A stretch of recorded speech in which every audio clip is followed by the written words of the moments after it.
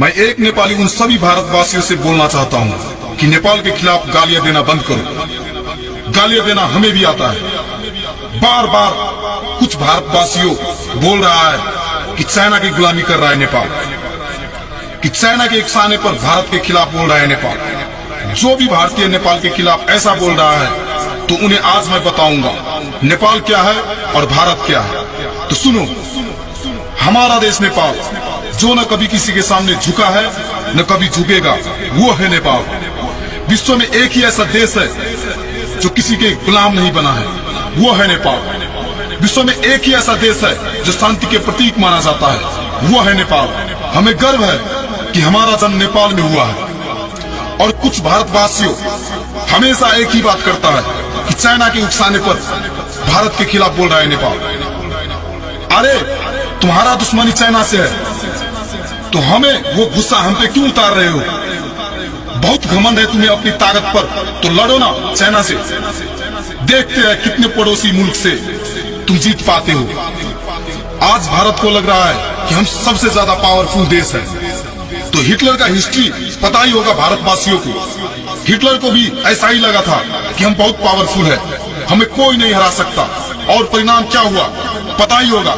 अगर फिर भी नहीं समझते तो ठीक है, भविष्य में समझ जाओगे। अब सुनो, अगर लीपू लेक और काला पानी के बारे में वास्तविक तथ्य बाहरी दुनिया को पता चलेगा तो भारत की प्राचीन सभ्य शालीनाथ पुरखों द्वारा अर्जित इज्जत और विरासत मिट्टी में मिल जाएगी।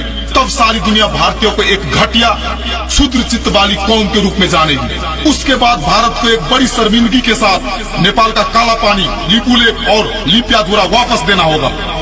अब सवाल सिर्फ इतना ही है कि भारत पहले ही इज्जत के साथ वापस देना चाहते हैं या बाद में काला मुंह दिखाकर बेइज्जत के साथ। याद रहे कि नेपाल सिक्किम नहीं है और गोरखाली कौम कोई लाचार आत्मसमर्पण करने वाली कौम भी नहीं है। भारत जरूर कुछ दलाल नेपाली राजनीतिज्ञ, गद्दार और दलाल नेता कार्यकर्ताओं को खरीद सकता है, लेकिन नेपाली जनता के देश प्रेम को कभी नहीं खरीद सकता, जो अपने देश के लिए लड़कर बलिदान देने के लिए तैयार है।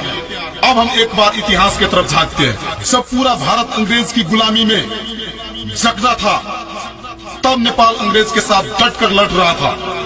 बहुत सारे भारतीयों को यह भी पता नहीं होगा कि अंग्रेज भारत छोड़कर जा चुके थे, लेकिन राजस्थान और बाकी 1 दर्जन राज्य मिलकर अंग्रेज को चिट्ठी लिखी और कहा कि आप वापस आ जाइए हजूर और खुलकर भारत में व्यापार करें।